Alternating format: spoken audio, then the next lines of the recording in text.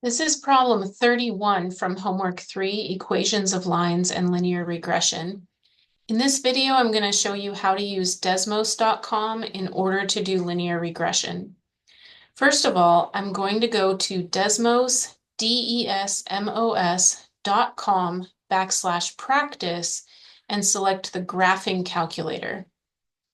Remember, you can use Desmos.com/practice on your tests. So this is how you'll do the linear regression when you're testing. When you're asked for a least squares regression line, you have to enter your data into Desmos. To do that, click the plus in the upper left corner of Desmos and select Table.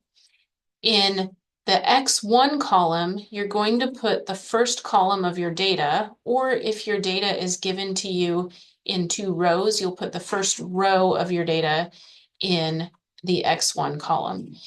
In this case, for problem 31, we have our data in columns. So I'm going to put all of my barometric pressure values in for X1 and all of my wind speed values in for Y1.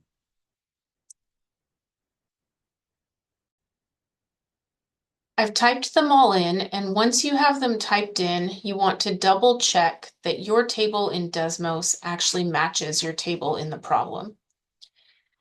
Now, what you'll do is you'll click in Desmos on the second box, and you want to type in Y1 and then a tilde, which will be the shift key, and then the key that's just to the left of the number 1 on your keyboard.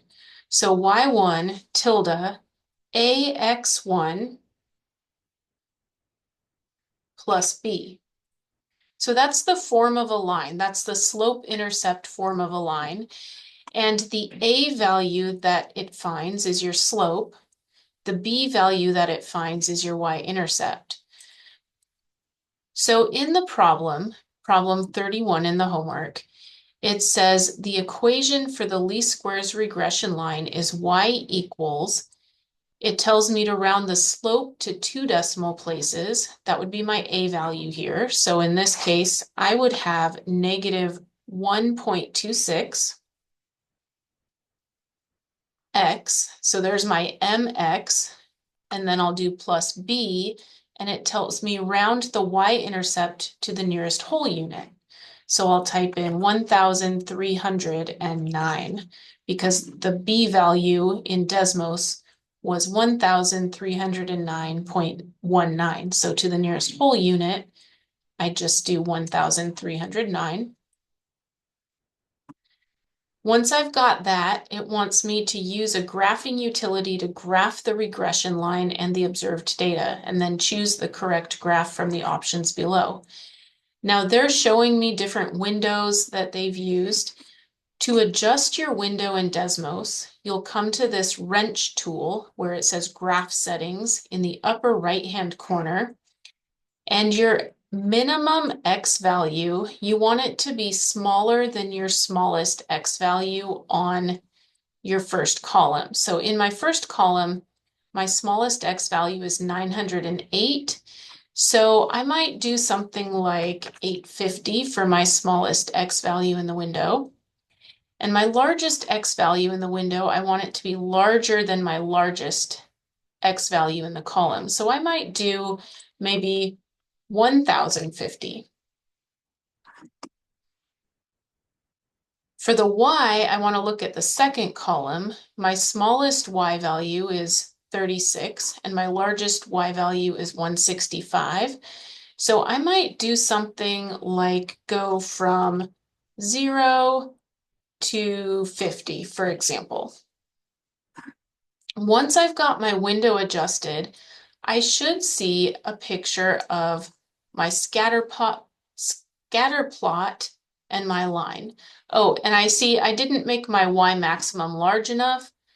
I did 50. I should have gone higher than 165. So I might do something like 200. That looks a lot better. So my y value had to be smaller than 36. I chose 0, and larger than 165. So I chose 200.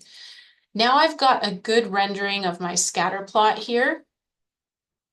And what I want to do is I want to match that up with the correct graph over here. So I can see that it's either A or D. It's either the first or last, and I want to kind of match up the scale to what they're showing.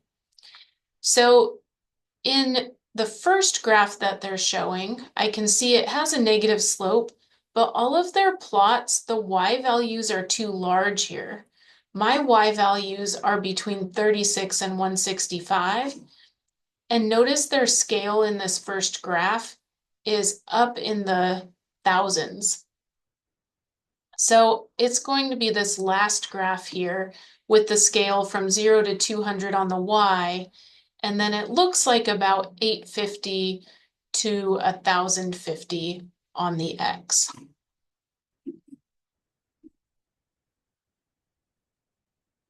So again, to adjust your window, we go to that wrench tool in the upper right.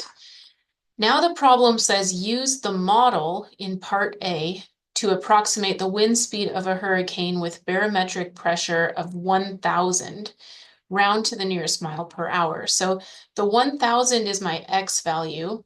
I'm going to come down here to a new rectangle in Desmos, and I'm going to use the equation I found in part A of the problem, or part 1 of the problem, which was negative 1.26x.